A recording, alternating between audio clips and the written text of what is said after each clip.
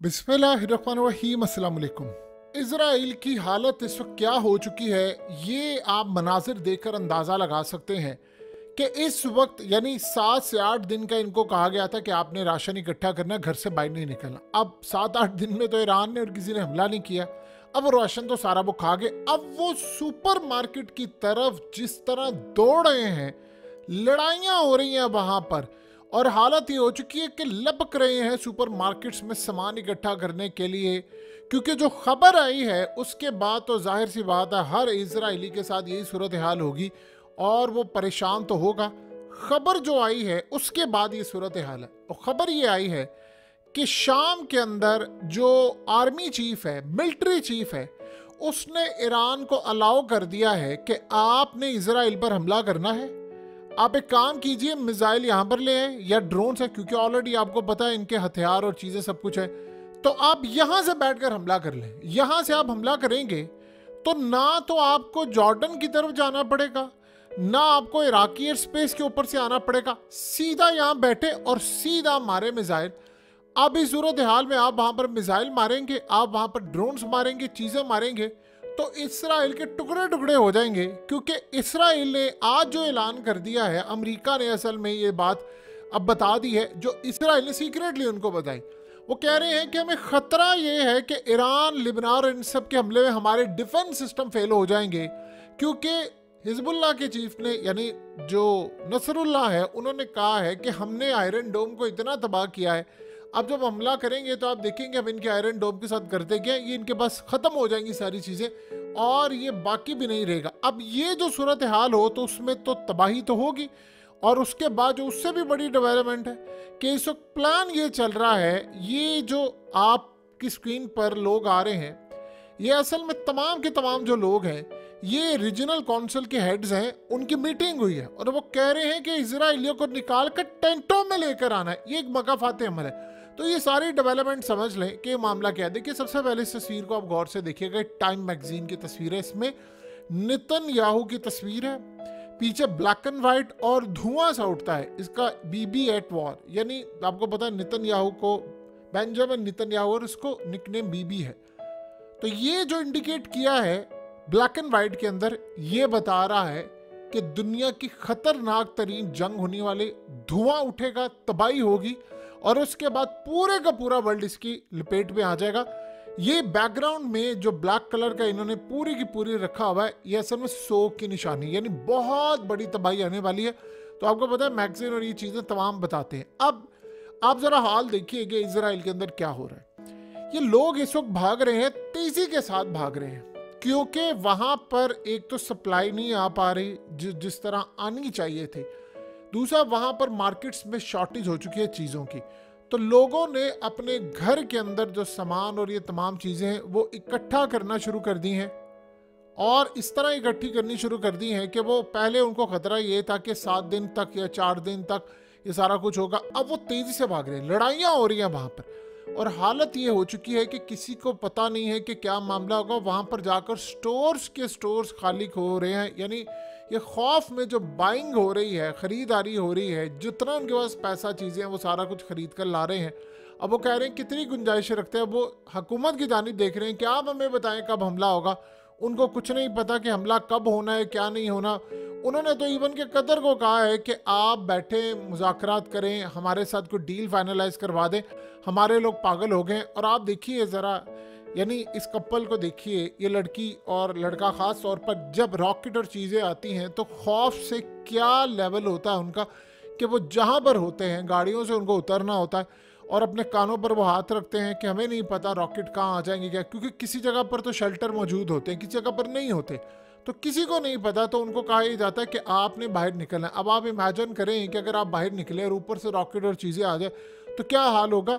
ये खौफ में जो इस वक्त ये लोग जी रहे हैं, आप उसका और हम लोग अंदाज़ा नहीं कर सकते। आप किसी को मार दें वो एक अलग चीज़ है, लेकिन जो खौफ इन्होंने फैलाया हुआ है कि जी कल हमला हो जाएगा, परसों हो जाएगा, रोज़ वो कहते हैं। आज उन्होंने कहा था कि जुमे की नमाज पढ़ के होगा, लेकिन उन्होंने अभी हमला नहीं किया। वो इनको मुकम्मल तौर पर नफसियाती तौर पर बीमार कर रहे हैं। पूरे का पूरा इनका ऑपरेशन रुका हुआ है, क्योंकि अब जो डेवलपमेंट आई है वो ये है कि जो शाम का सिक्योरिटी चीफ है, यानी आर्मी चीफ है, उन्होंने ईरान को ओपनली कह दिया है कि आप हमारी सरजमीन पर आ जाएं, यहाँ से आप हमला करें, इजराइल पर मिसाइल मारे, ड्रोन्स मारे, जो करना है आप करें, आपको भरपूर आज़ादी है। जब ये खबर आई इजरायली मीडिया पर तो जाहिर सी बात है सबसे पहले प्रॉब्लम ये हुई कि इसराइल के अंदर खौफ मचा, इसलिए तो लोग भागे।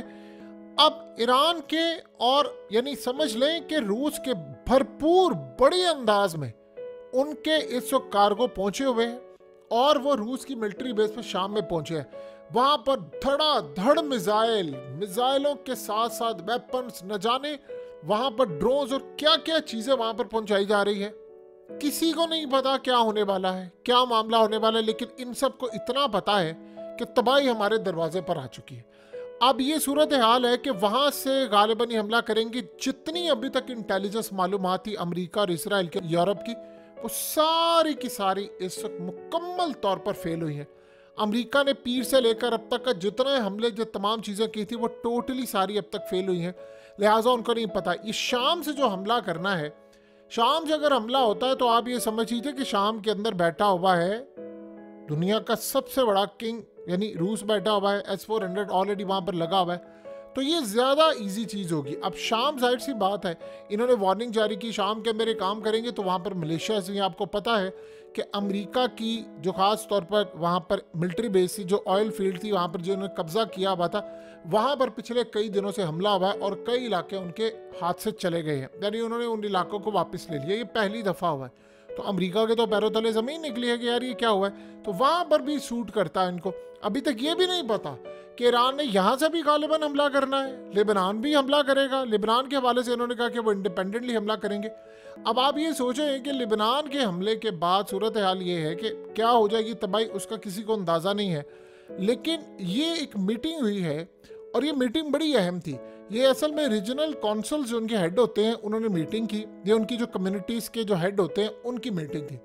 और मीटिंग में क्या डिस्कस हो रहा है कि हम इजराइलियों को टेंटों में रखेंगे, गुंजाइश नहीं है हमारे पास कि हम मुख्तलिफ जगहों पर रख सकें, क्योंकि लाखों की तादाद में आप इनको एक जगह से लेकर दूसरी जगह जाएं मुश्किल होगा। तो उन्होंने कहा कि हम ख़ास जगहों पर टेंट रखेंगे, उन टेंटों में इनको रखेंगे, उनको सहूलियत देंगे, उनको गवर्नमेंट चलाएगी, वहाँ पर सिक्योरिटी भी होगी, तैनाती होगी। वो कह रहे हैं कि हमारा दिमाग ख़राब है, गर्मी है इतनी, आप से राह के अंदर हमें जाकर यानी रखना चाह रहे हो, कहने कि हम आपको AC पोर्टेबल ये वो हर फैसिलिटी देंगे।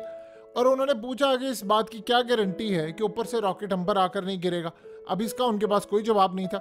यानी आप ये सोचें कि इसको मकाफात अमल कहते हैं कि इन्होंने दूसरों को रखा टेंटों में, अब खुद उनको टेंटों में रहने की बारी आ गई है, तो उनके पैरों तले तो ज़मीन निकलनी है कि इसका मतलब है कि मामला ख़राब है। अब वो कह रहे हैं कि जी अगर कम्युनिटी के हेड को बुलाया कि आप सारे बताएं अब कैसे करेंगे, तो उन्होंने कहा जी ये चीज़ें चाहिए, हम अपने लोगों को समझाएंगे कि वक्त कुछ बुरा। तो वो कह रहे हैं आप टाइम दे दें, कितनी देर तक ये जंग ये सब कुछ ख़त्म होगा।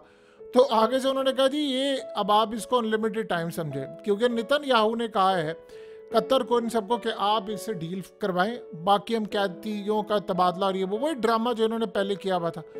उधर से याह्या सिनवार ने कह दिया है, यानी इजराइल ने कहा है कि उन्होंने पैगाम ये दिया है कि हमास का जो नया चीफ आया है उसने कहा है कि मिस्रियों को उसने बात ये कही है कि अब डील कोई एक्सेप्ट नहीं होगी, बस आखिरी एक चीज़ है, तमाम इजरायली फौजें निकाल दें, वरना याद रखिएगा उससे पहले बस हम रहें या ना रहें, अब हम पूरी लड़ाई करके उठेंगे।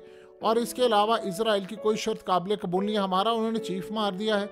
सो लिहाजा अब ये लड़ाई जो वो आखिरी दिन तक जाएगी। और उन्होंने बड़ा क्लियर कह दिया कि कतर, मिस्र और अमेरिका के लीडर्स को टाइम ज़ाया करने की ज़रूरत नहीं है, हमारी लड़ाई अब रहेगी और हमने अब छोड़ना नहीं है। सो अब सूरत हाल ये जो पैदा हो रही है वो जाहिर सी बात है इजराइल के लिए मसला है कि रिज्यूम टॉक्स भी नहीं हो पा रही और लड़ाई होगी, और उसके बाद जो अब लड़ाई होने वाली है वो इतनी खतरनाक होगी कि अब टेंटों में इनको रहना पड़ेगा। और टेंटों में रहने के बाद बहुत ज़्यादा मामला हद तक इतने ख़राब हो जाएंगे कि अब ये लड़ाई अगले पैमाने पर जाने वाली है। यानी अब रीजन से निकल कर ये लड़ाई पूरी जगह इलाके में फैलेगी।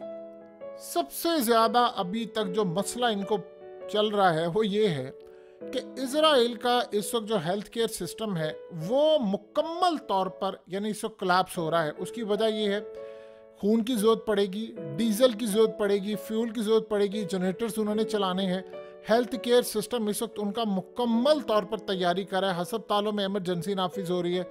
वो कह रहे हैं कि इस वक्त हमारे पास इतना नहीं है कि हम बहुत ज़्यादा अनलिमिटेड कोई स्टॉक्स रख लें, क्योंकि आप ये देखिए लेबनान ने ये कहा है कि अभी हम नहीं बताएंगे कि हम कल हमला करेंगे, परसों करेंगे, चौथ करेंगे, एक महीने बाद करेंगे। हम करेंगे ज़रूर। इस सारे सिनेरियो में उनको ये लगता है कि अवाम इजराइल की अपनी गवर्नमेंट के वैसे ही खिलाफ हो जाए कि आपने हमें कहाँ पर लटकाया, बिना हम आगे जा सकते हैं ना पीछे जा सकते हैं। तो आप इस सारी सूरत हाल में हमें बताएं कि हमारे साथ होने क्या वाला है, हमारा क्या मुस्तकबिल है। फ्लाइट्स कैंसिल हो चुकी है, मुल्क से बाहर हम नहीं जा सकते, फ्यूचर हमारा कुछ समझ नहीं आ रही, इन्वेस्टमेंट भाग रही है। जाहिर सी बात है, जिस मुल्क के अंदर आपको पता हो कि 3-4 हज़ार रॉकेट पर डे के हिसाब से आने वाले, वहाँ पर इन्वेस्टमेंट में क्या खाक आना है। तो इस वक्त इसराइल की जो सूरत हाल है काफ़ी ख़राब है।